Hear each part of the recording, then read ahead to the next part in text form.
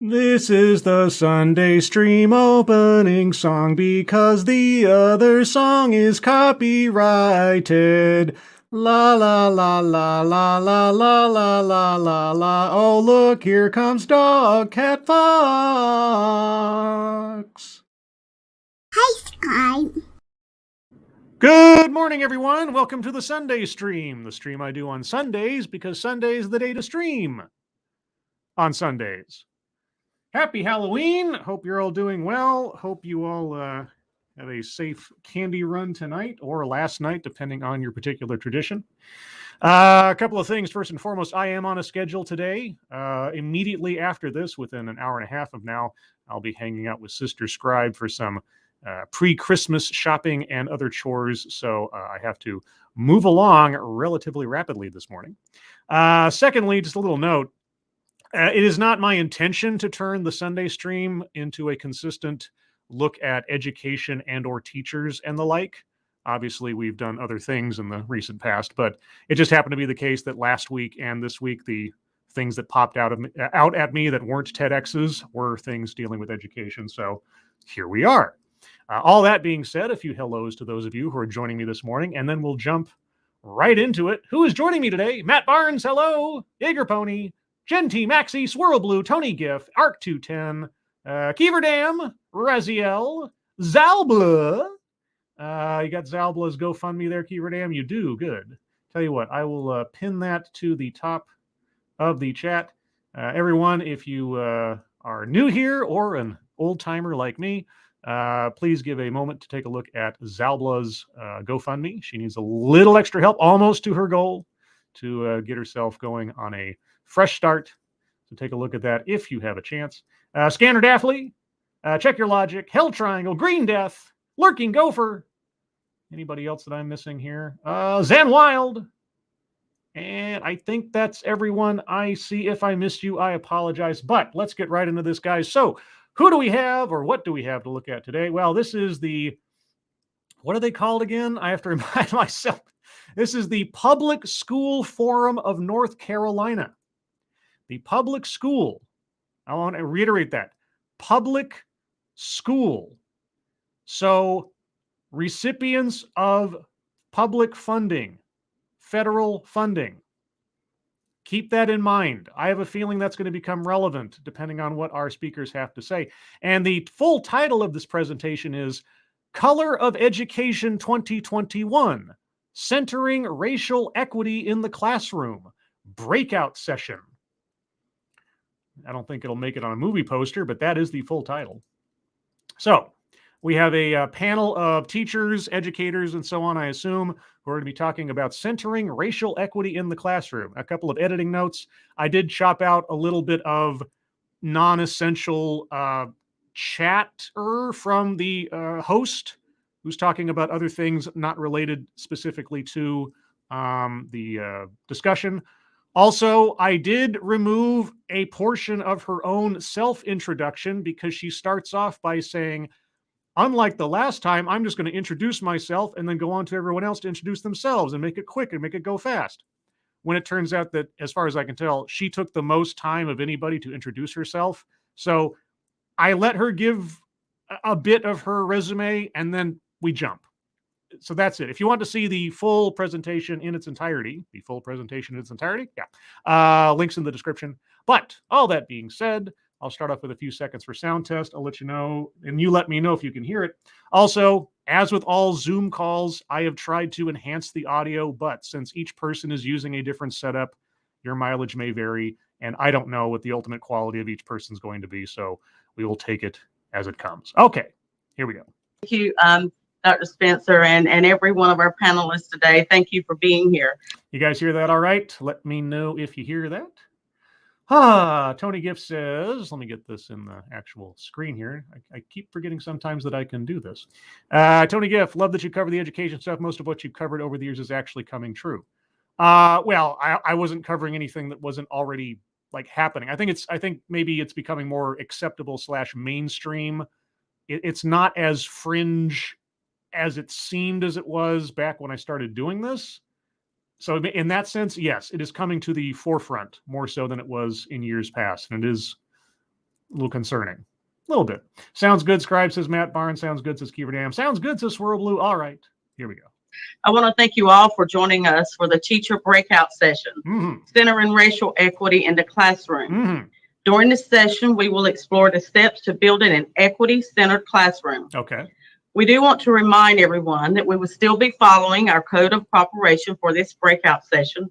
And we encourage everyone to be respectful of everyone joining us today. Yes. I'm going to introduce myself, and then I'm going to pass it to someone, and I'm going to ask that person to pass it to the next person, just for the sake of time. Yeah, again, the sake of time. But if you actually look at the full presentation, this lady takes quite a long time to list off all of her accolades and associations. So again, it is very impressive taken in its entirety, but for the sake of time, I did winnow it down a little bit.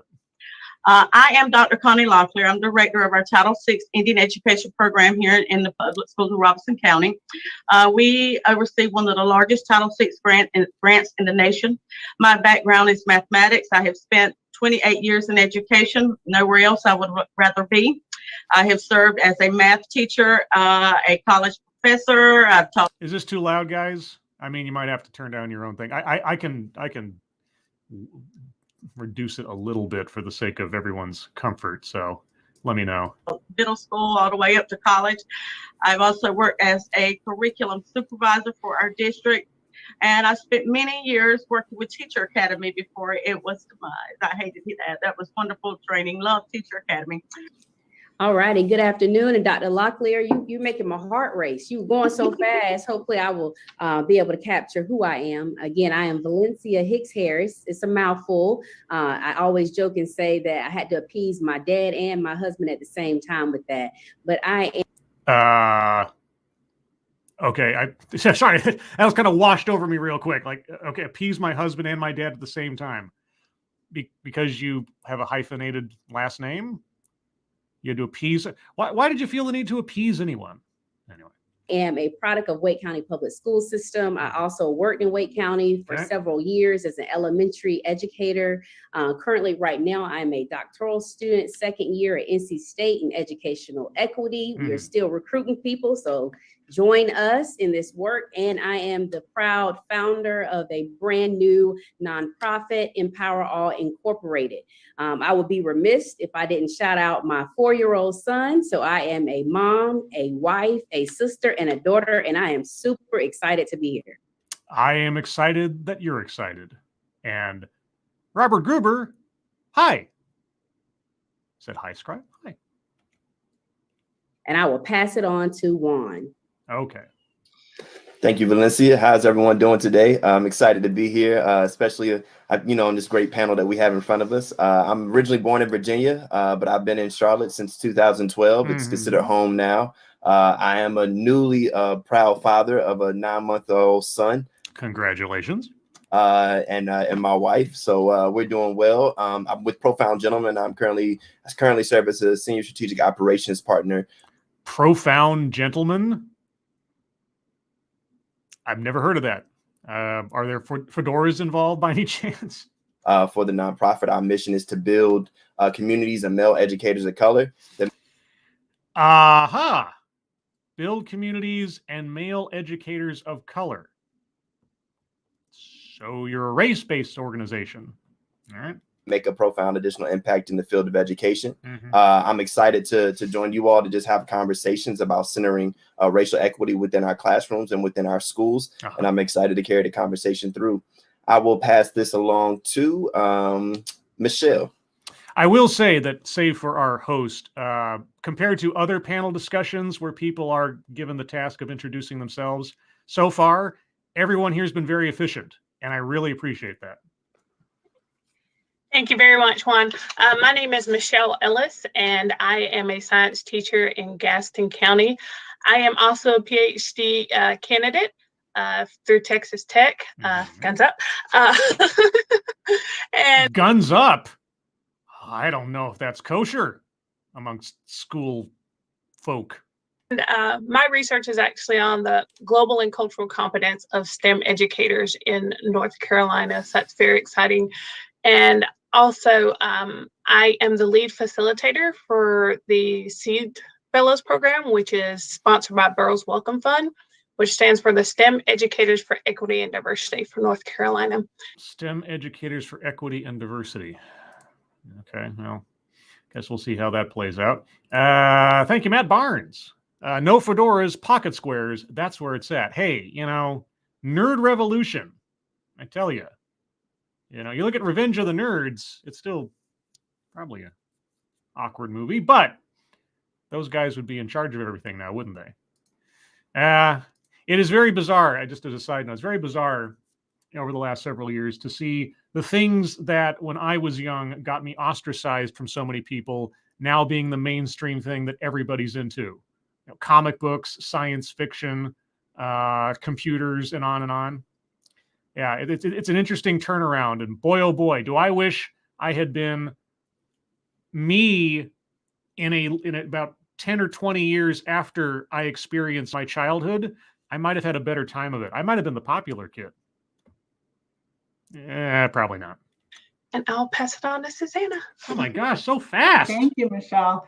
My name is Susanna Serrato. It's nice to see everyone. I am a proud third grade teacher for Ira B. Jones Elementary School in Asheville City Schools. I've taught there for 6 years. Yeah. I'm the school improvement team chair. I've led professional development for the district in equity for 3 years. Okay. But I'm also the 2021 Burroughs Welcome Fund Western Regional Teacher of the Year.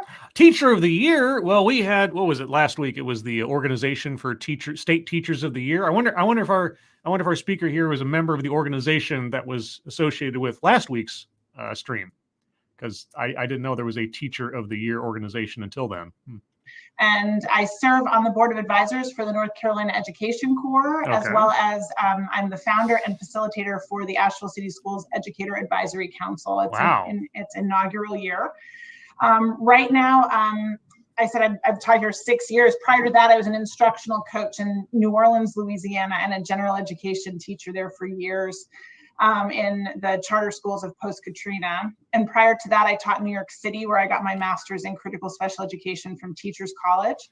So I've been in education for 12 years. And right now, I'd be remiss not to say my proudest moment is as a mother of my 6-year-old who's in first grade in Ira B. Jones. Watching her grow is profound.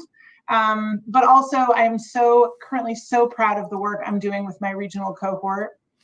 I got to say, all things else aside, so far, each of our speakers has laid out a resume that tells me that they have been in this for a while. They're not amateurs. They know what they're talking about. So they are, insofar as I can tell, experts in their field. And that is, ideally, the kind of speakers I like to listen to. Led by Eugenia Floyd. We are really working to empower students through elevating teacher voice. And I'm enlivened every day by the work we're doing, and I'm enlivened today to be here with all of you. So thank you for including me. Elevating teacher voice. It really is only the teacher's voices I hear most times. It is a rare thing to hear anyone other than the teacher's voices, like parents, or the mention thereof and their involvement in their child's education. So I wonder how much, if at all, parents will be brought up in the course of this discussion.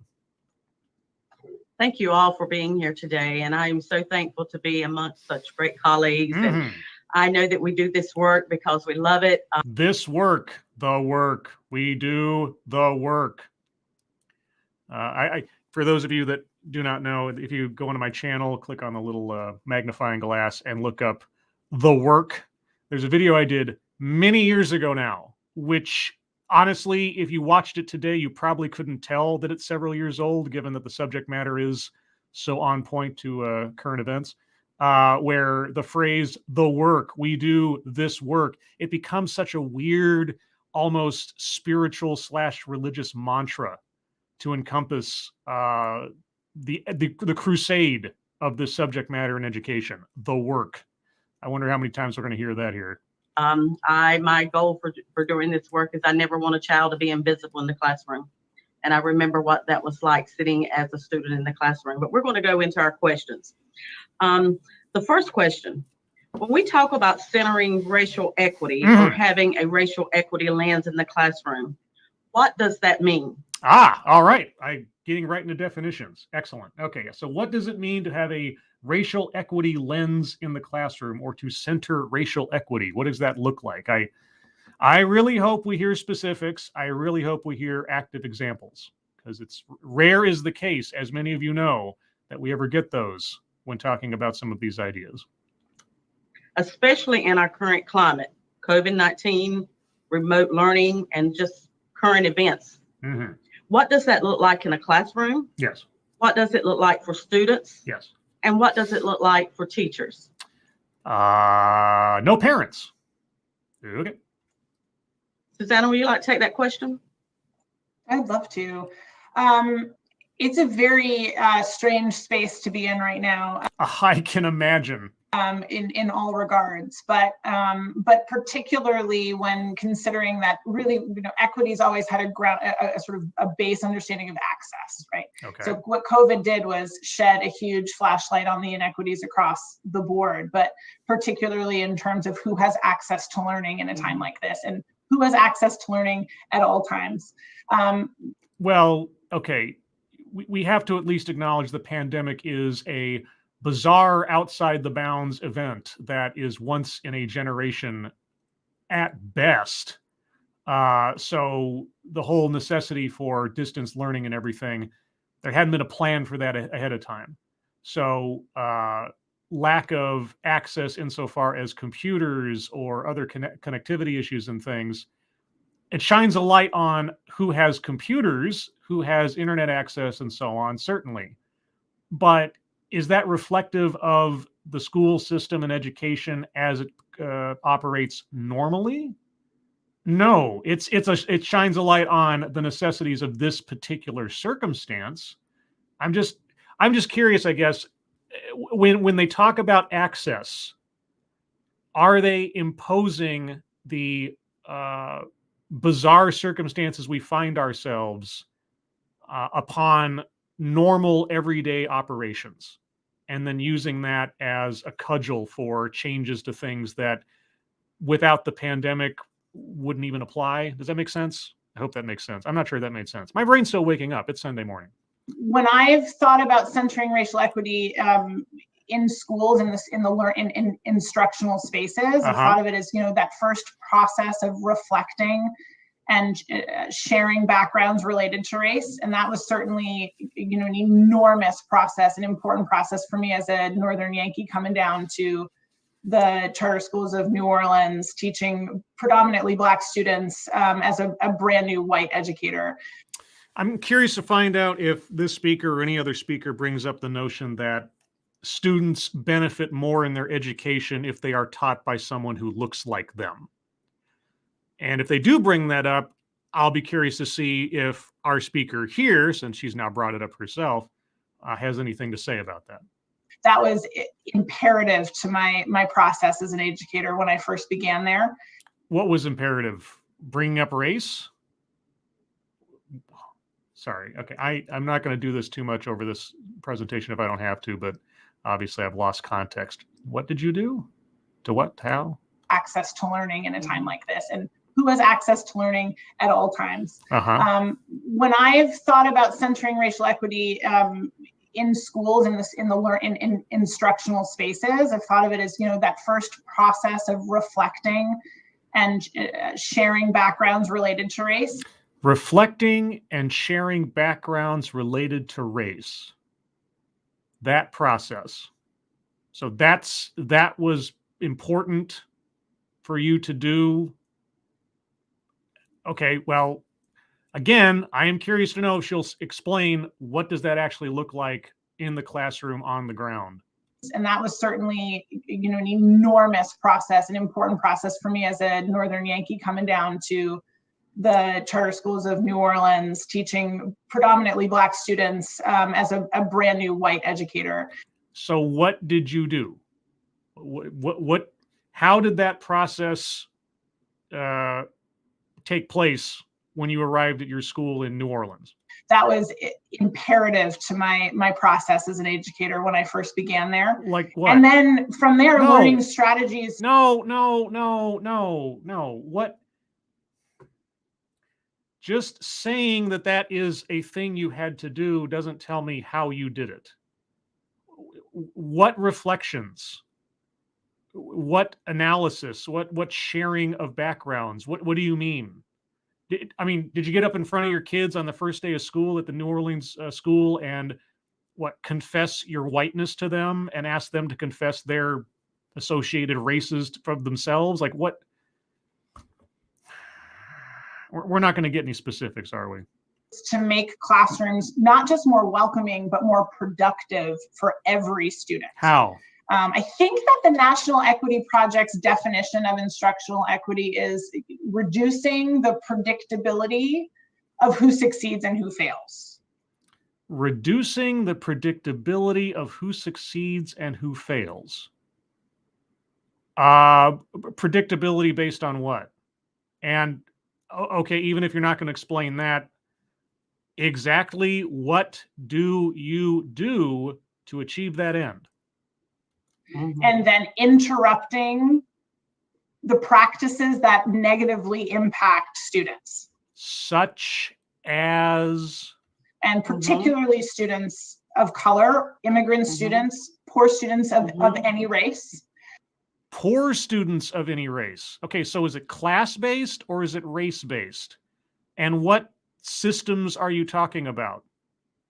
What are you interrupting? What are you doing? And so when I think of the practices in my classroom that have worked towards eliminating those practices that negatively impact students or create barriers, it is always grounded in community building. It is always grounded in creating a space that's low stress and high trust. How do you do that? I've done a lot of work digging into Zaretta Hammond's definitions of culturally responsive teaching. I led professional development for a district around her incredible text. And I've never been able to get away from this image of the learning pit, right? That there are these dependent learners that are afraid to take that leap because there's constant triggers happening that stand in the way of building that trust. What are you talking about? Come on. And so the practices I see my practices are just centered in restorative, they're centered in restorative practices and responsive practices of community building. So. Okay, restorative practices, restorative justice. I've said this a million times before. When it comes down to conflict resolution or trying to find a solution to a problem between individuals or groups or stuff, restorative practices make the most sense when you're dealing with children who are still learning how to operate in the world and assess themselves and one another and interactions there between. So just because you said restorative practices, and those of you that have watched my channel for a while and all the restorative justice things I've looked at, that's not an immediate red flag to me. It all depends on context and how it's implemented. I'll be amazed if she actually tells us how she implements it, but her just saying it, might be a good thing, might be a bad thing. I don't know what she's doing. She's not telling us. The most important moment of my day is the community meeting. It could sometimes last an hour, and it is a routine that is anticipated every day that not only allows for connection. Even just the image of the circle, I'm explicit about this with my kids. Wait. You spend an hour every day in community meeting with your kids? Wait, she's a third grade teacher, right? She said. So you portion off up to an hour a day community meeting. What do the children learn in this community meeting? What subjects are covered? I'll back up a little bit. Responsive practices of community building. So the most important moment of my day is the community meeting. It could sometimes last an hour, and it is a routine that is anticipated every day that not only allows for connection. Even just the image of the circle, I'm explicit about this with my kids. We're sitting in a circle because no one is more important than anyone else. Are you less important than the student in the course of the structure of the classroom? You are the educator, correct? There are, engagement strategies around building empathy maps so that not only I can make, instruction more engaging because I'm tapping into the identities of my students, but they're able to connect. Like, and I love how Hammond defines culture as not, what we do and what we eat and who we live with, but how we make sense of the world. I would love to know what her definitions of identities are as relates to her students. I can guess, but I don't know because she's not telling us anything specific. Rather than like, I don't know, their names. And so how can you interrupt those negative practices if you're not helping create a space where you're learning from each other about what negative if you do not define the problem, then any solution you offer makes no sense. What is a negative practice that you are interrupting? What is a negative practice that you have either done yourself and corrected yourself down the line, or something you have been told is negative and you are performing the solution? What is a negative practice in the classroom? What are we talking about? How each of us make sense of the world. And something as fundamental as that circle can do that. How? I want kids to jump into that learning pit with me. And so, the learning pit. What? Okay, I apologize. I do not mean to come across as a broken record. I don't mean to keep pausing every 3 seconds or something, but the more they go on and the less they explain, the more frustrating it is. For students, it's setting goals, understanding that they're partnering with their instructor and with their feeling like the way that they learn is seen and valued and reflected and responded to in the ways in which learning happens in the space. So I'm a huge, loud, stand on the mountain, die on that hill of it's not a simple routine. It's actually sort of what undergirds a safe environment. Because no student's going to want to take that risk if they don't feel safe. I'm not a huge proponent of the word grit. I think it's really problematic. Grit. Okay, we've heard this before. The notion of grit, which I guess it really depends on who's saying it and how they're using it. But somehow that's a bad thing. I need somebody in this particular panel to define that word for me, because I'm not sure what they're talking about when they say it. I always see in my mind, when I think of someone's got grit, they've got determination, right? They've got a desire to succeed. Whether they will or not, whether their attempt to do so is successful, etc., is beside the point. But somebody who's, got traction. What does grit do? You're gritting the path, let's say. Let's say it's snowy and you put out some sand to grit the path. So you have some traction, you have some ability to move forward despite an obstacle. That's what I think of when I hear grit as an adjective towards a person. Why is that problematic? Granted that I have my definition correct as relates to our speaker, but if so, why is that problematic? I don't anticipate she's going to explain, but I always have to wonder. I think that it's really more about safe. And so courage comes from safety, ironically, in my opinion, especially in the instructional space. Courage comes from safety? No, courage comes from adversity. Courage comes from having to face an obstacle and pushing through it in one way, shape, or form.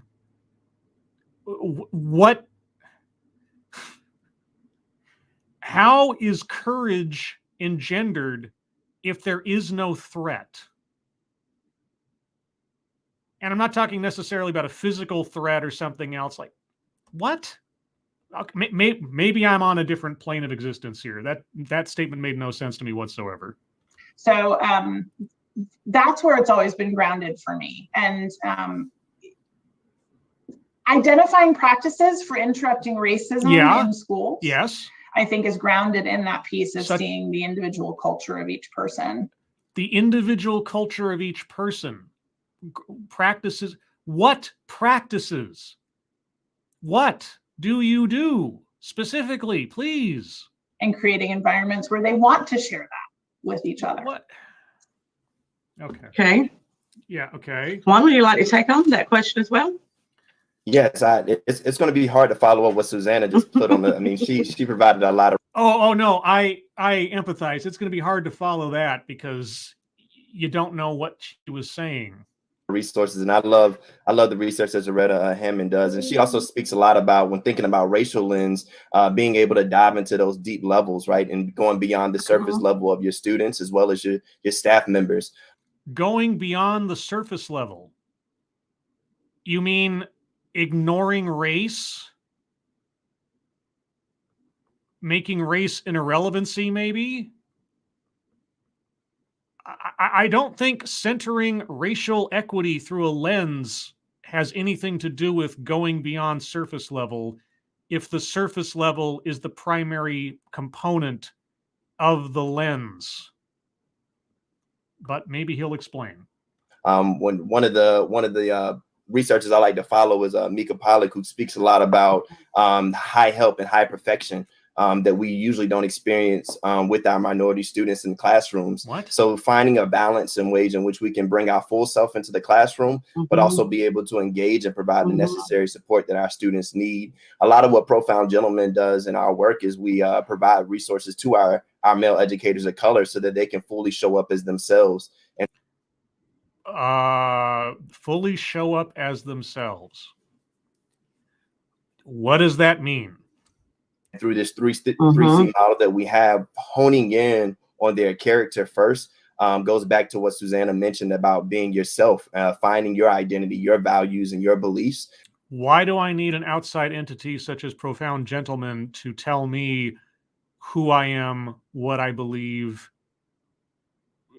Is it really me if you're telling me how to behave? Maybe I'm missing something. And that only makes our educators stronger as they walk into their classrooms, understanding who they are before they can even touch the content.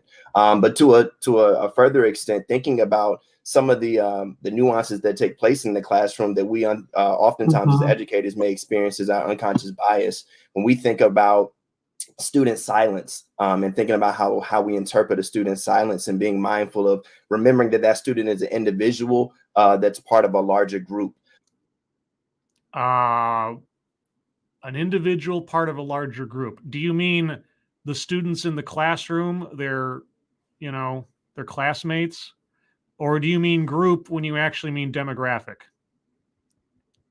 And if a kid is silent, are you assessing that silence on the basis of the group they belong to? Or because that individual student with a name is choosing to be quiet? You brought it up. I'm just curious. How do we not impact that student's ability to grow by shunning on them the stereotypes that may be present within their groups as a whole? Okay, you're talking demographics. You're not talking about groups. You're talking about racial, ethnic, whatever demographics. Okay, so you're going to try to interpret one student's silence as relates to their demographic, but you're trying to defy stereotypes. I don't know. Let's see. Oh, no, I don't do it as much as I should. I understand, but apparently, legit low talker. Hello, and Birgid. Anybody else I have missed out on a hello here that I can see in the immediate? Absolutely degenerate. And if there's somebody else, I apologize. But no one, nowhere. Hello. Okay, so there we go. But yeah, so silence may be a reflection of their demographic, but we want to get past demographic stereotypes.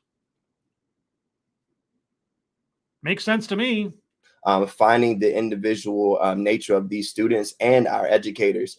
How about, hey, you want to find the individual nature of your students and or educators? Hey, how about looking past their demographic?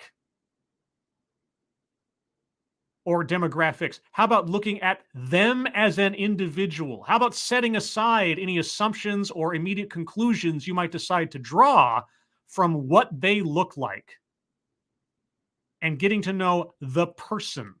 How about that? Is that just so revolutionary an idea here that I'm just on another planet? Well, I mean, I am on the moon, but you know what I mean. The moon's not technically a planet; it's a satellite. Anyway. And providing them with the necessary support to fully show up as themselves. The necessary support to fully show up as themselves, because we know what support they need because their demographic tells us they need special support. That's all I'm getting from this, and it doesn't sound all that healthy. Is one of the main reasons, the main ways in which we can really center our racial lens with regard to our classrooms and our schools. Thank you so much. That leads right into our next question. When you stated embracing oneself first. Why didn't you let the other lady answer the question? You've got another lady on the panel. I remember her. So powerful. And I think that lands itself right to our next question, where it says, our question is, how does addressing your own racial biases play into centering racial equity in the classroom? Your own racial biases. Oh, who's going to make some confessions here? This will be interesting. How does an educator go about addressing their own racial biases? Yeah. So Valencia, I'll turn it over to you. Awesome. Well, first of all, I feel like I'm in church because I'm over here saying amen, amen, amen to everything that you all have shared. And yeah, well, that might just be sort of a reflexive kind of thing, but there is a religious / faith / ideological component to all of this that isn't lost on me or anybody else that's been paying attention to it for the last several years. So that might be more on point than our speaker means it to be. It lets me know I'm in the right place. So thank you for that. Well, at first, I think that conversations about race are truly discomforting. And if we're honest with ourselves, conversations about ourselves when we're doing a deep dive into looking into self is truly discomforting. So before we can engage in any type of equity work and centering equity in our classroom, we have to focus on ourselves first. I mean, equity work is not just hard work, it's heart work. And only we know what causes our heart rates to slow down or speed up or even skip a beat. I often think about going to the doctor, going in for those wellness checks. We do those annually, right? So I think we oftentimes need to do a wellness check on where we are. Here's a wellness check for a moment. What does any of this have to do with increasing educational outcomes for students?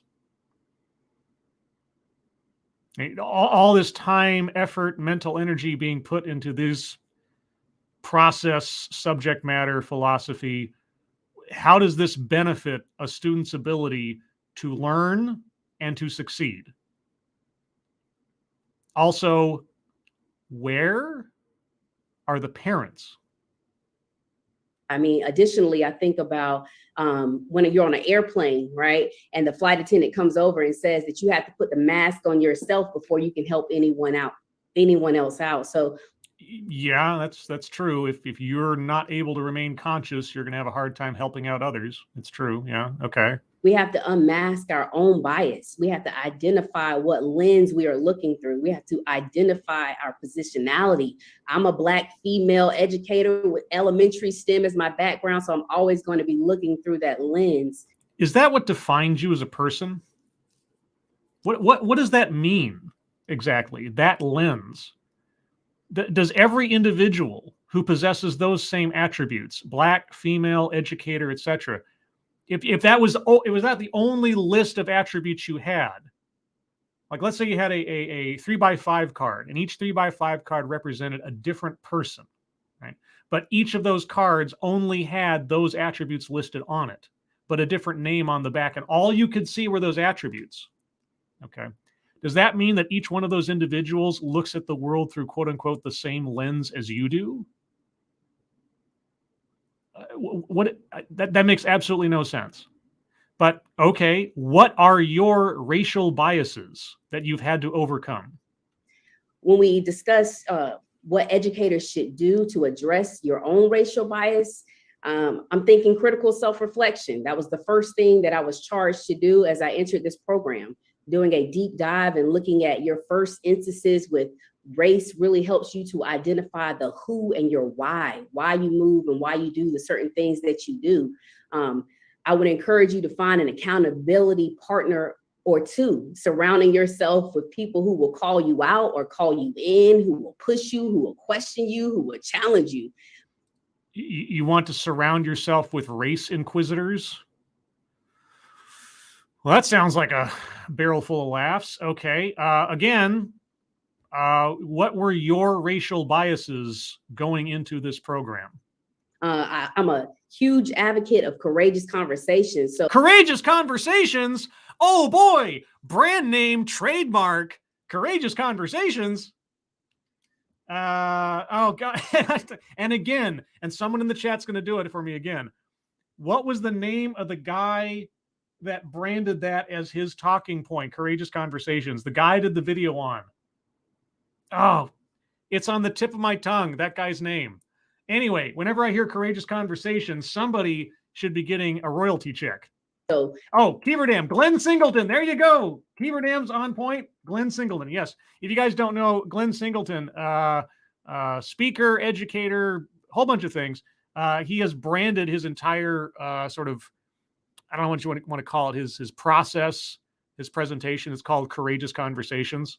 So every time I hear that phrase, I just imagine somewhere Glenn Singleton is getting a royalty check.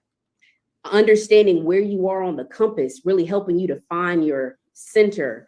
We are often told that we have to leave our personal things at the threshold of the door. For years I tried, but that's nearly impossible. Okay, so what biases are you crossing the threshold with? What were or are your biases when it comes to race? I would love to know.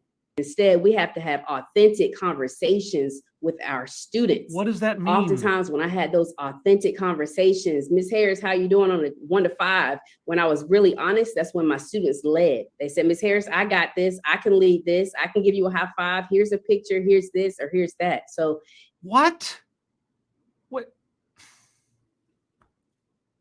does any of that mean? What is an authentic conversation versus a non-authentic conversation? What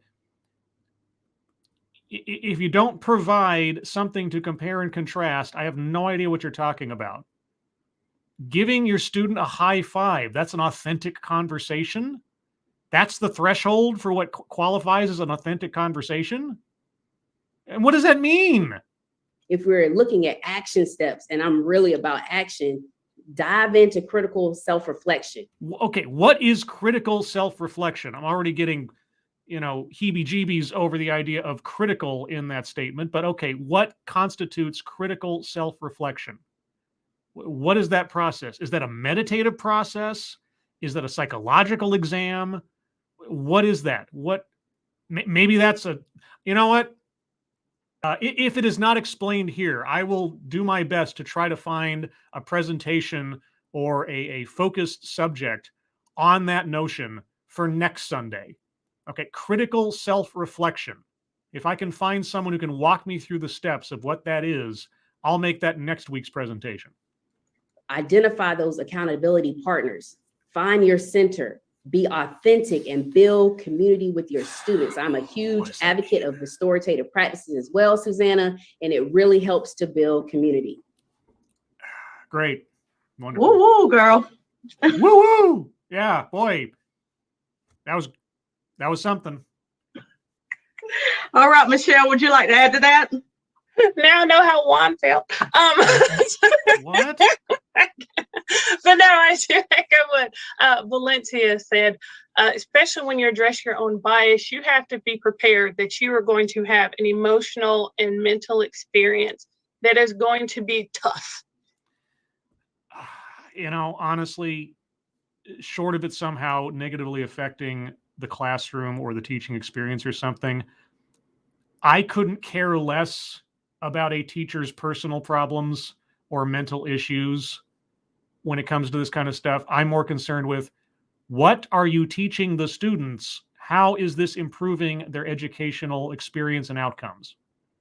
You've talked a lot about you. You've talked a lot about your priorities. when do we get to the kids, and where are the parents? I am going to be a broken record on these points. I make no apologies for that, at least. They are in my mind, and I will keep asking them. And you have to be prepared to push past that, past the fear, what? the guilt, all these emotions to get to where you need to be, and understand your role in racism in America. Your role, you have to understand your role in racism. Just no question, no doubt, your role in, okay, well, speaker or speakers, I would love for them to each tell us what is their role individually in racism. So through your critical reflective practice, what have you learned about your role in racism in America? In that classroom, in it as a system, to understand that and to make changes. So if Lance said there's action, so we start with an awareness, and then we're aware of that, and then we take action. Awareness of what? Action in kind how? Because it's 2021. It's not enough to be. It's the current year, everyone. Not be racist. It's not enough to not be racist. Oh, we got some anti-racist Ibram X. Kendi going here. All right.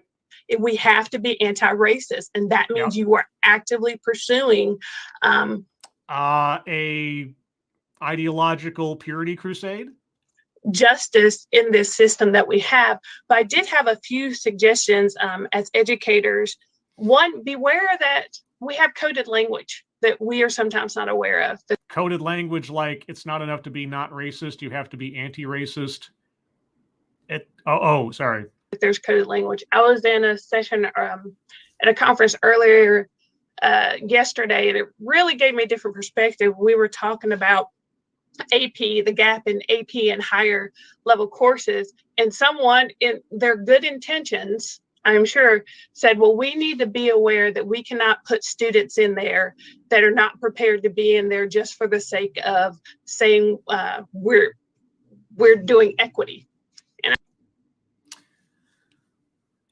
Okay, so advanced placement classes, we shouldn't put students in there who are not ready to be there. Okay, well, I don't know if you've ever taken someone who is either not prepared, not skilled, whatever, and forced them into a situation that requires skills and abilities of them that they don't possess. I don't know if you're aware of what that does to not only their outcomes, but their self-esteem and so on. I've seen it. I've lived it. So that's wrong. Sure, it was good intentions. Yeah, good intentions of not screwing up a kid's educational development by trying to force them into a situation they're not prepared for. All right, well, yeah, they're good intentions. Why was that wrong again? And I'm sitting there thinking, who are these pronouns? Like we know that she's like setting the kids up for failure. That's coded language. What? What are these pronouns? Okay, I'm backing up. Sorry, I don't mean to repeat ourselves, but I want to make sure I didn't miss something here.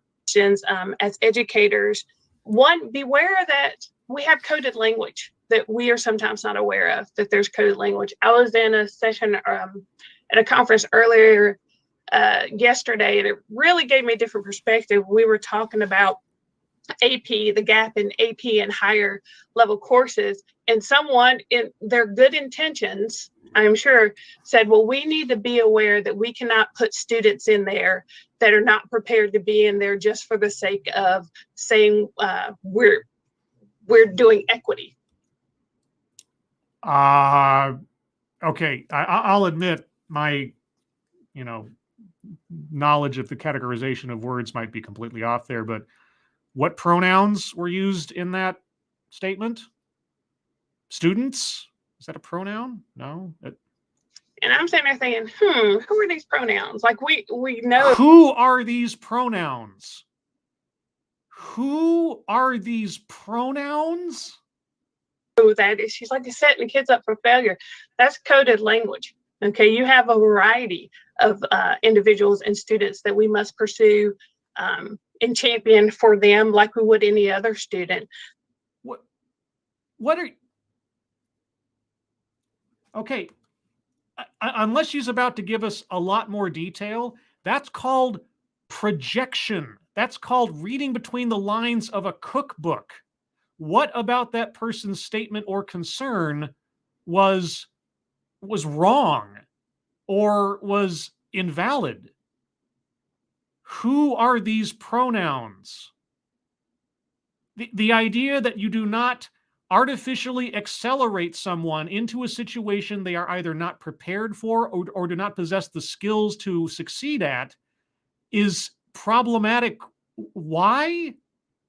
And not in the sense that you're challenging someone to exceed their own sense of boundaries or otherwise. That's not the point. What? I'm having a 404 error in my brain right now. Another thing we hear common still, I don't see color. I always hated that. You always hated people pushing forward the principle of making race an irrelevancy when assessing someone and their character or their value. You always hated that, huh? Oh, okay. Well, tell me why you hate that. Tell me why we need to assess color. You see color. Okay, what you're trying to do is deny it's there because, again, something's making you uncomfortable. What makes you so uncomfortable with someone that you don't want to see who they are? Because that is what it says how we identify. What makes me uncomfortable with racial identity? Golly, I don't know. Maybe it's the diminution of the individual self. Maybe it's setting aside personal characteristics, character, merit, and so on, and assessing people first and foremost on an irrelevancy. I don't know. Why does that make me uncomfortable? Gosh, why does centering skin color as the first and foremost filter I should see the world and assess people through make me uncomfortable? I can't imagine that, because when I say I'm for color blindness as a principle, obviously I mean I can't see things in reality. So I have to assess them. But why? I have no idea. Boy, I don't know. Why elevating race to some important factor in people's lives or one to another or in associations or in assessments of one, why does that make me feel uncomfortable? I don't know. Because I grew up being taught the values of the civil rights movement, because I grew up believing in the virtues professed by Martin Luther King Jr. in his I Have a Dream speech. That's why it makes me feel uncomfortable. I'll tell you right now. I'll explain it to you. I will solve the mystery for you right now. That's why. Why doesn't it make you uncomfortable? With ourselves. So that is, again, something we have to look at. And remember that we have conscious and unconscious bias, and we must be able to identify that. Okay, so what are yours? You've done, I assume, critical self-reflection as well. What are yours? I thought this was a confession session. I thought this was you telling us how you got past your own internal biases and so on. So what are yours? Some things were innate and trained throughout the systematic racism that we have, and we're not aware that this is something that we do. So understanding what that is. And lastly, normalizing culture was something I heard earlier. Normalizing culture? What? I'm sincerely confused. What does that mean? From the early panel, normalizing culture, getting to learn, integrating that into your curriculum, but also going with a little bit of Juan said, well, what? The culture, how a culture responds to certain things. What? So even when I think about AAVE, African American vernacular, and it's how it's always corrected, but really when you look at the roots, it's African. So certain things we say, that is how it goes, and it's our culture, but it's seen as it's African. There is a culture called African, you say.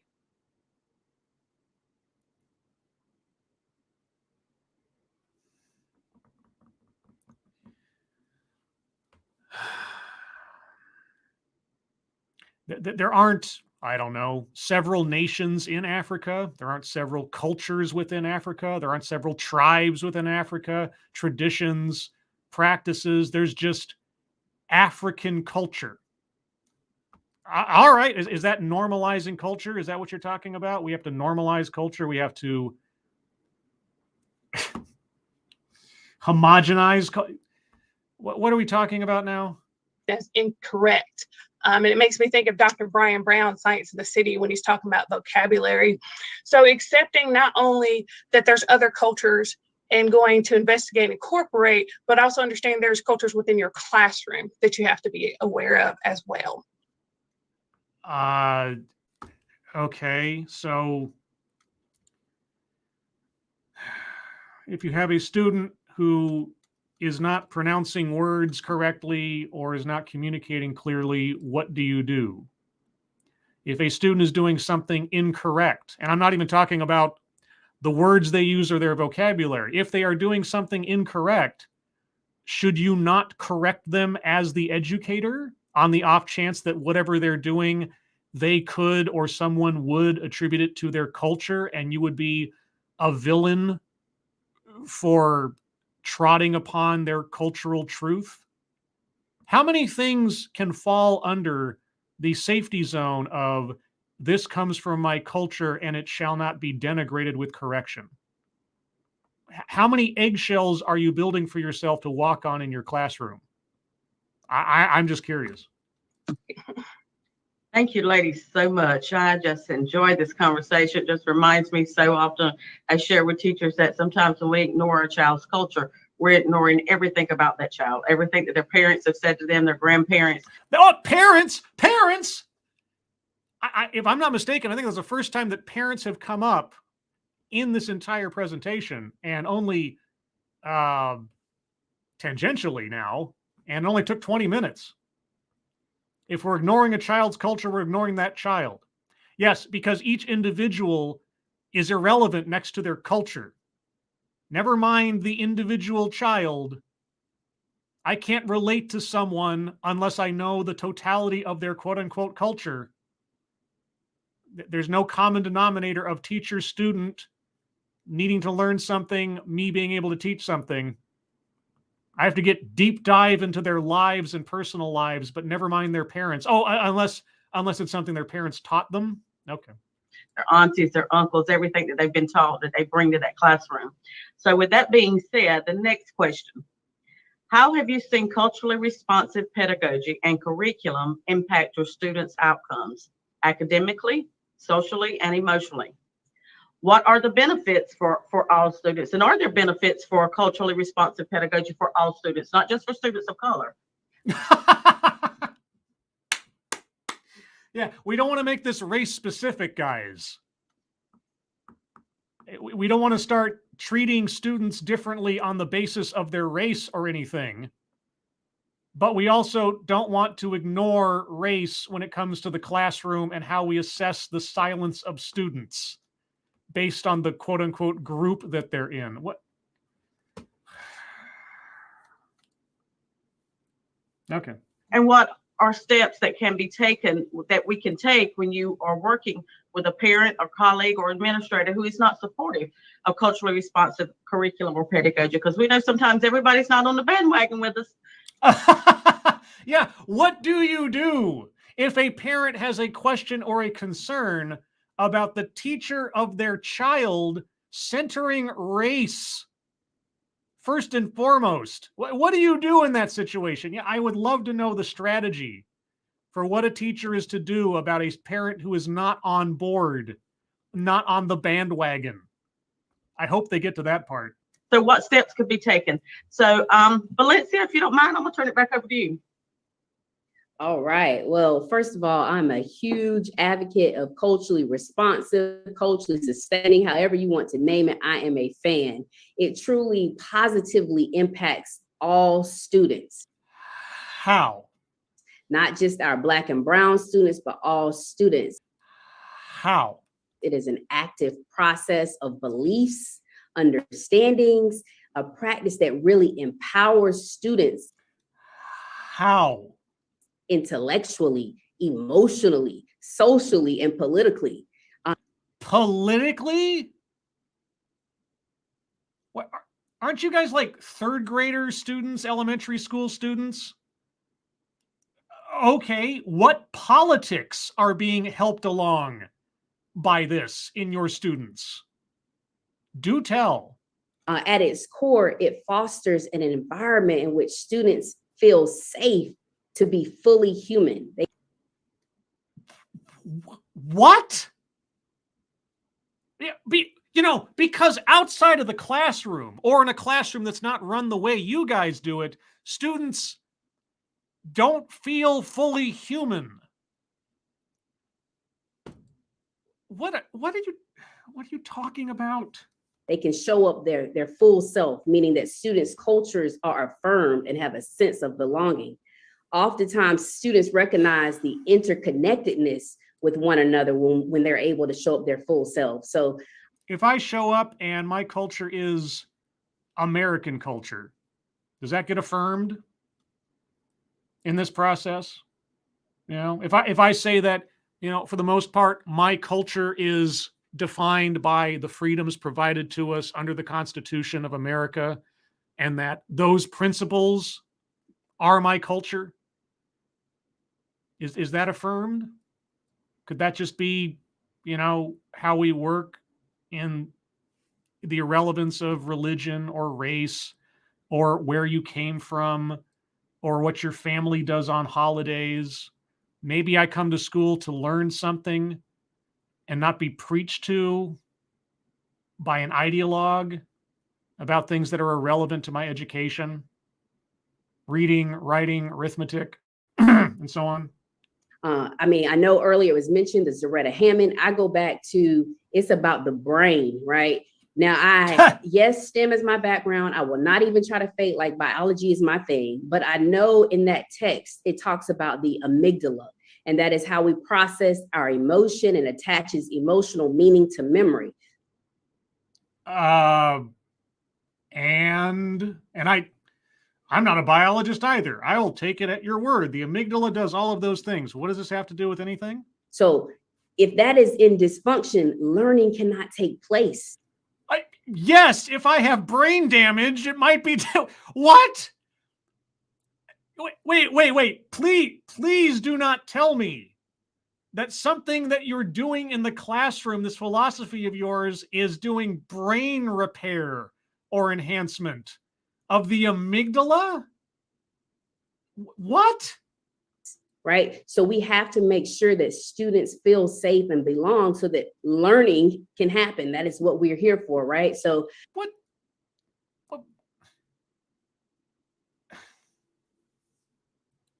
what does that have to do with the amygdala?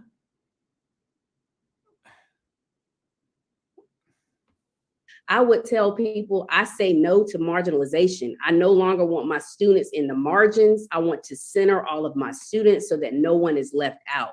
So you're going to eliminate race as an evaluative factor when figuring out how to teach or interact with students, right? You're not going to start categorizing them based on what they look like. Are you going to take that kind of marginalization out of the equation by any chance? Doubt it. So if you want to take that step, do it. Be brave, be bold, find your co-conspirators. Talk. Why do you need to conspire? Why does it need to be covert? This is public education.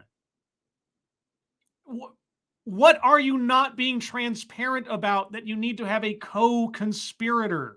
Talk with your leadership, talk with all aspects, all staff involved.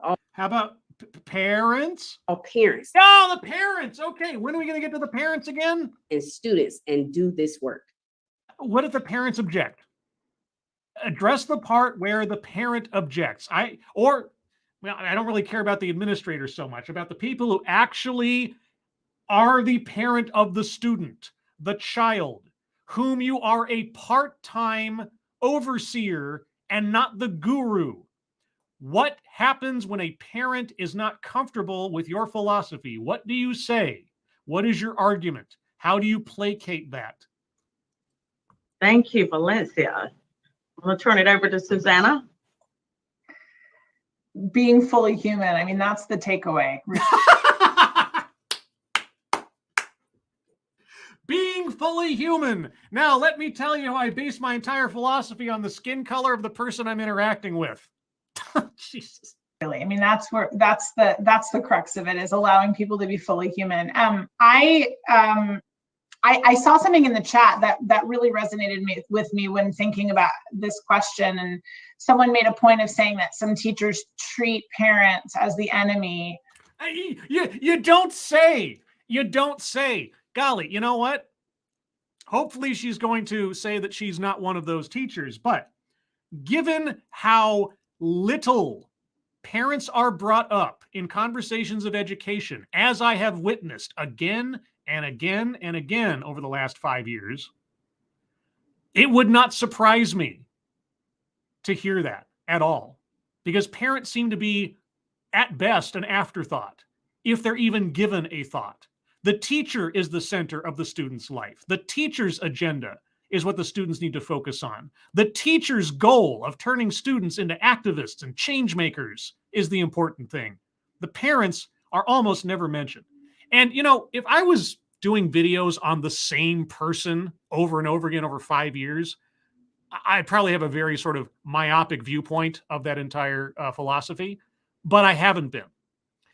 For those of you that might be new to my channel, if you go to my playlist and you find my playlist, Curriculum of Fear, I don't know that there's an instance where I've gone over the same person twice. I mean, the same person might have showed up in different panel discussions. But if you look at some of the things that teachers and educators talk about, and you count the times per presentation that parents are mentioned versus what the teacher's agenda is, or what the teacher needs to do, or what they want the students to do, and so on, you're going to find a ratio that is, I think, shocking.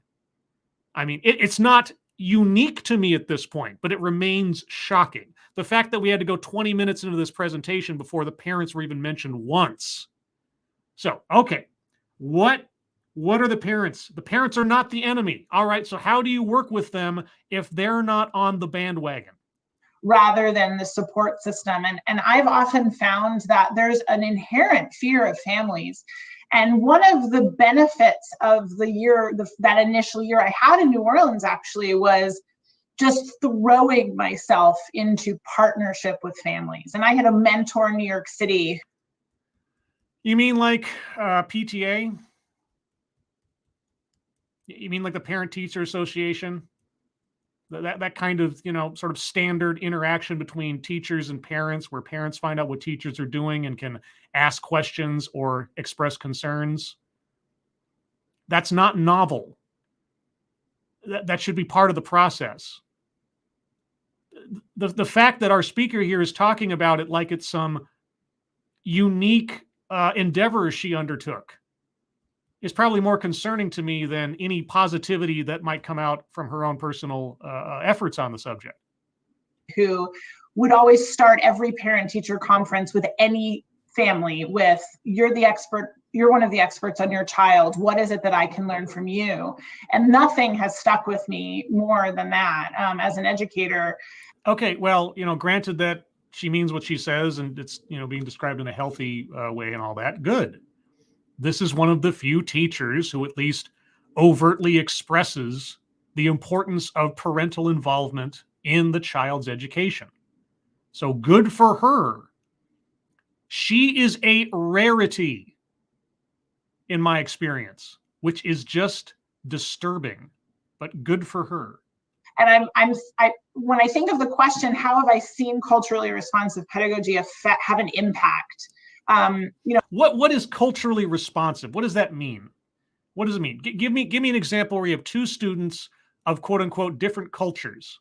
Okay, what does it look like? How does the educational process change between the two students in the same classroom? What adjustments do you make in order to be culturally responsive? I know they're not going to give me an example, but that is the kind of stuff that I wish people would take the time to explain when they just run over these topics and these subjects and these concepts so quickly. You know, one of my years in New Orleans, I had a student, and I like to just shout him out. His name's Nikai. He's in college now, killing it. But he carried with him so much trauma. Cultural trauma or what? He would enter rooms and hear laughter and assume it was at him and would run, you know. Is that a cultural thing, or is that a personal psychological trauma thing? There was that amygdala hijack for sure. Amygdala hijack for sure. Okay, how did you address Nikai's amygdala? Excuse me. At a constant pace for him. So one of the things that I saw happen was that he took to the not right now. He took. I'm very proud of being a mother. Go away! I'm talking. To the community meeting more than anyone in my classroom, and the reliability of it, the connection of it, the circle of it. He needed that sense of trust, and I watched over the course of 8 months his cortisol just drop. You were measuring his cortisol. Okay. First and foremost, I am not going to besmirch the idea of socialization for the benefit of children coming to terms with themselves, making connections with others, improving their self-esteem, and so on. I think that's fairly boilerplate benefit of going to school, of being amongst other kids, and so on. So on that score, there's nothing to complain about. The kid was shy. The kid was self-conscious. The more that he got to know other people, the more he got to socialize and understand, nuances of body language to gain a better sense of self and so on. Great. That's great. His cortisol levels, his amygdala. What? However, slowly, but through partnership with his family, through that consistent created safe space for him every single day. By the end of the year, he was leading the meetings. Okay, good for him. Glad he got out of his shell. Not unique. I hate to tell you this. Nothing is special about what happened to that kid based on this particular ideology. Socialization, making friends, establishing relationships, understanding other people's behaviors, facial features, body language, and so on. That's all part of what you get out of socialization and going to school and interacting with other people. So good for him. And, insofar as you had something to do with that, good for you. What does that have to do with culturally responsive pedagogy? What does that have to do with critical reflective practice or whatever? The amygdala? And he felt nurtured. He had relationships. He no longer had that trauma-informed reaction to small events. That happened to me too, because I grew up, because I interacted with other people, because I came out of my shell. It was a very laborious process, I'll give you that, but so what? So when I think about how it has an impact, sure, I can show you how test scores might have been affected, or I could show you how reading levels have grown. But so will you? Something that's actually, relevant to academic outcomes? Will you show us that? That's less important to me. I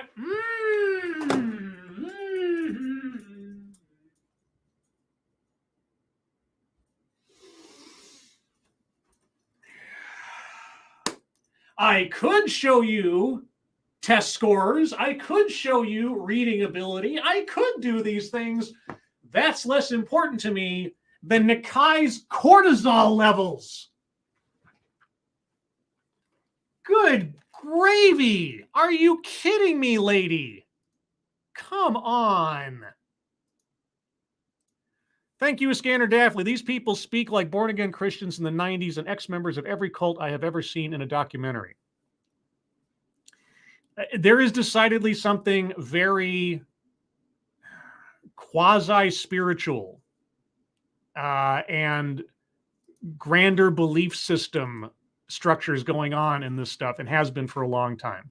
You know, racism is the original sin. Everybody is racist, whether they know it or not. We are all a part of a system of systemic racism, and we have to confess to that and so on. That's what's being put out there right now by the whole anti-racism movement. You know, but this, I could show you how what we are doing actually improves students' academic outcomes, but that's less important to me than amygdala cortisol levels and that basic human socialization might lead someone to come out of their shell. Okay. Than seeing students who are carrying trauma of whatever kind. Are you a psychologist? Is that your place? Should that be your focus?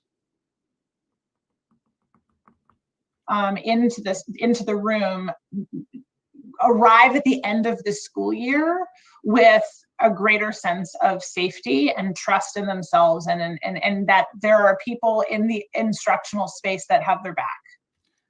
Okay, again, I am not going to contend with the notion that children should be encouraged to grow, to come out of their shells, to gain confidence in themselves, their abilities, and so on. There's nothing wrong with that. And that's fine. But all of that can occur separate from this philosophy. What about this philosophy, separate from basic outcomes of human interaction and relationship building, is special? You are not promoting what you are preaching here. You're taking something that is commonplace and giving it the credit to something that is not. That tells me a lot about exactly what it is and how much confidence you actually have in talking about what you're doing. Or if you even know what you're doing is somehow special, because it doesn't sound like it. What you just described there is not special. It's not unique. It's not a part of this culturally responsive pedagogy. That's just human development, human socialization. But then, of course, the actual academic outcomes to you aren't as important. Okay. That they don't have to rely on their fight or flight instincts to survive, that they have a community. And that will inherently affect their ability to learn. Because much like Valencia was saying, you can't learn if your brain is on fire. You can't learn if you want to run away. So my priority is first and foremost, always create a space where that cortisol level drops. Okay, not to toot my own horn, but for the sake of, anecdotal evidence here, I was, for most of my growing up, shy. Had glasses at the age of 6, so I went right into school, 4 eyes. I was smaller than the other kids. I was more studious, let's say, than the other kids, and I had a hard time associating and relating to people because of just the way that I operated. I went to school every day in one way, shape, or form being scared, of other kids, or feeling awkward or feeling out of place. And especially as I got older and kids matured and I, changed and so on, and relationships between students became different. More so, I was quote unquote marginalized. I exceeded my own expectations academically. I learned just fine. In the absence of socialization, I kind of had other things to focus on, like my schooling. That's not necessarily the healthiest way to go through it, but it's not an immediate determinative that you're going to fail because you go to school and you feel out of place. So you cannot learn if your brain's on fire. Everybody's different. If you can believe it, everybody's different. If I'm confronted with a system or with an environment that is objecting to that kind of approach, I just show them the data, right? What data?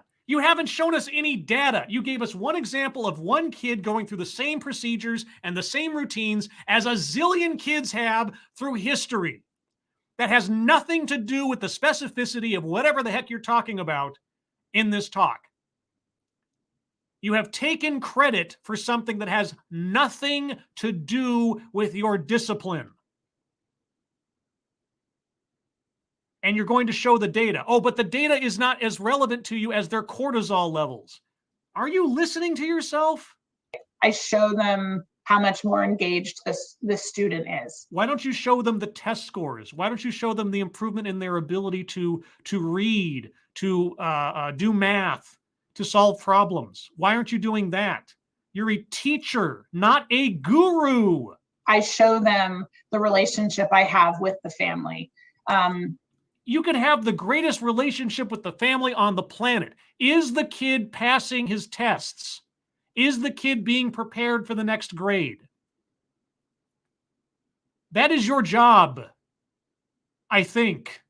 And I do believe those anecdotal stories, and I do believe that kind of observational data is powerful. Yes. A kid growing up and out of his shell is powerful. It can be. It's very human. Good. What does that have to do with anything we're talking about here? That felt like a complete Potemkin village right there. An avoidance of talking about exactly what we should be talking about and giving us a nice story. I really do. I'm sure you do. Thank you, Susanna. I agree with that wholeheartedly. I'm sure you do. Historical trauma can be passed down from generation to generation. What historical trauma? Wait, okay. What? Okay, it's nobody's business, really, what made that kid nervous going into the classroom. It could just be the normal growing up, growing pains and awkwardness of growing up, or maybe the kid hadn't been around other kids too much. Who knows? How was that generational trauma? Wait, whoa, was that an example of generational trauma? Or cultural trauma? What? The generation. And I remember years ago, I sent some information home for a student to participate in this event, and the dad wouldn't sign it. So I went out to talk to him, and he shared with me the story about how his grandfather paid for land all his life, and when he died, he still didn't own it. So it was that historical trauma of signing paperwork. The historical trauma of signing paperwork.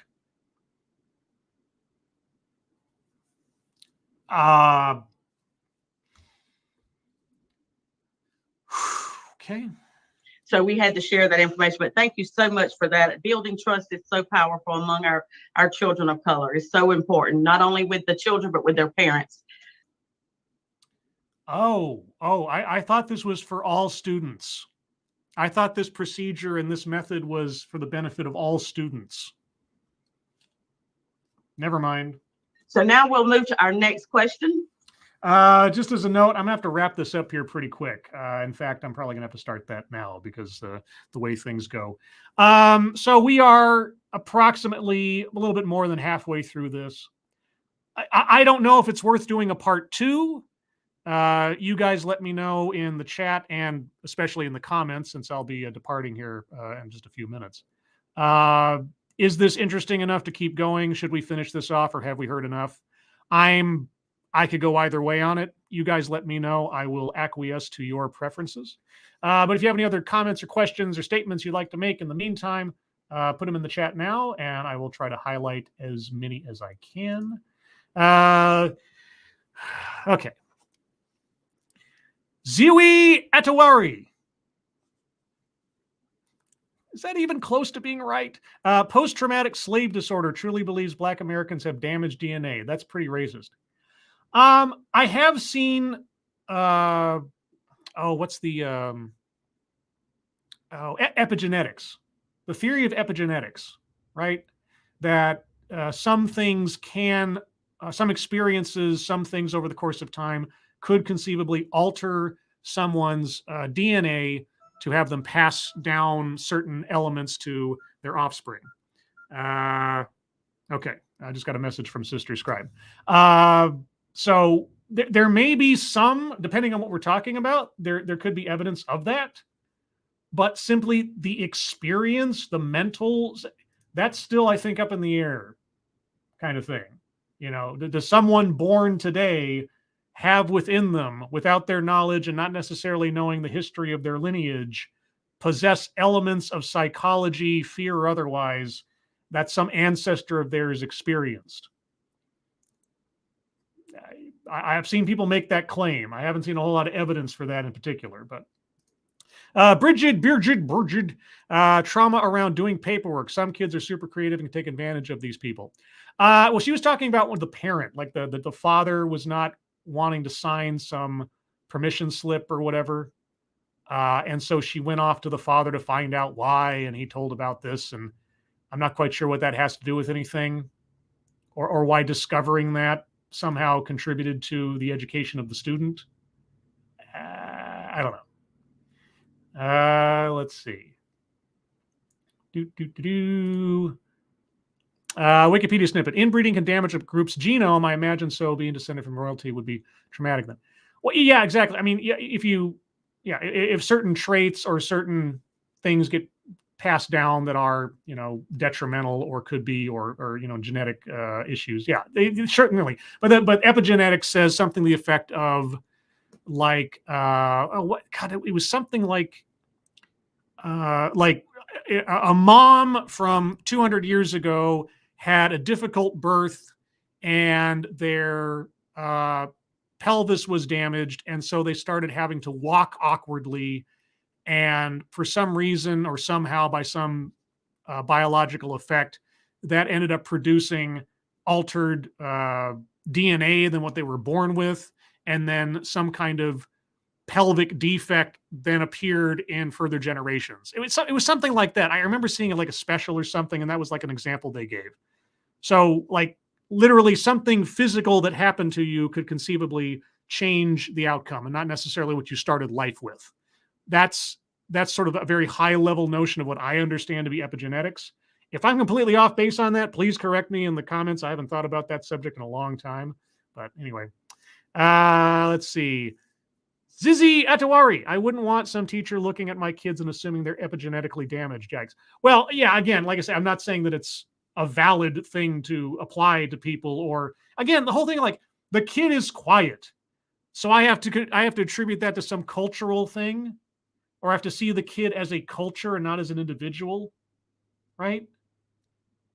I don't know. SWD40. Are you a lubricant? I'm scared of snakes because I'm related to Indiana Jones. There you go. See?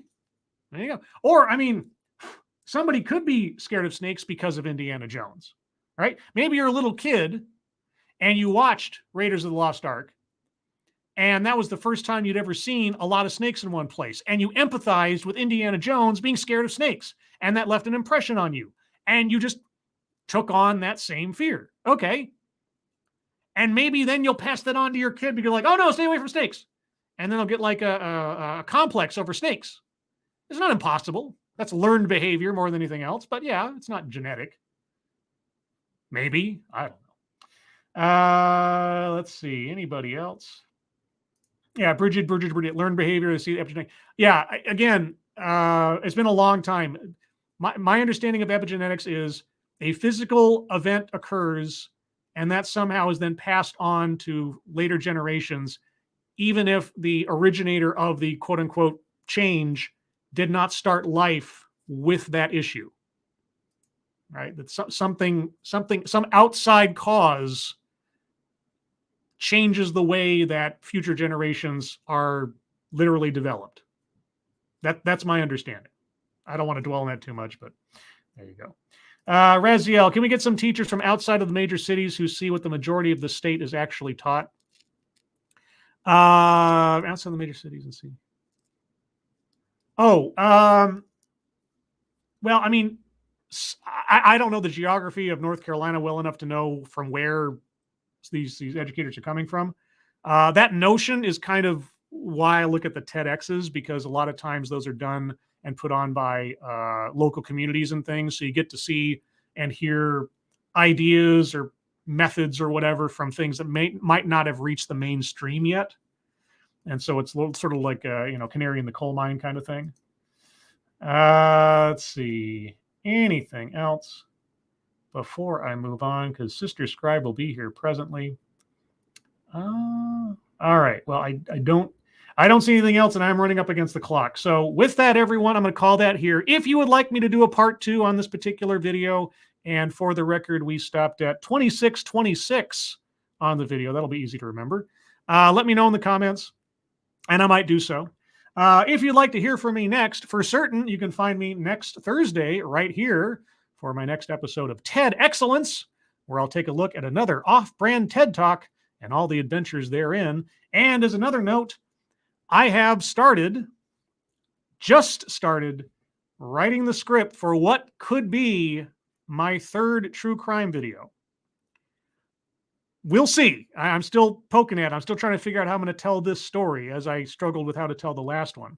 And also as a note, if and when I do produce a 3rd true crime video, I am going to start putting those videos on a separate channel. Some of you who follow me on Twitter might already be subscribed to that channel. Right now it's called Crime Light. I don't even know if it'll show up on YouTube if you search for that. I don't have a link for it anywhere. When the time comes, I'll advertise it more. That name may or may not stick. I've had some people tell me they don't like that name. I had thought maybe Pepper Jack the Ripper, but I don't know if that'll quite get across on the algorithm as much as Crime Light might. So anyway, that's just something else for the future. Would not give you an ETA on that, but the process has begun. Either way, guys, thank you so much for joining me this Sunday morning. I hope you enjoyed it. I hope you learned something or were infuriated by something because, hey, that's an emotional reaction, and that's what I'm here to do. Maybe. Mind your amygdala and your cortisol levels. Everyone, hope you have a happy Halloween, a safe Halloween. Go out there with your kids, or if you're a big kid at heart and you're not too creepy, and get some free sugar and binge on that if you like. But be sure to brush your teeth because dental health is important, and always floss. There you go. Moderators, thank you for keeping an eye on things, even though everyone here is so well behaved. You have very little to do. Everyone who donated, thank you. Thank you so much for your generosity. I really do appreciate it. Everyone, I hope you're all safe and well. If you are not well, please get well soon, and I'll see you on the next one. Take care. Bye-bye.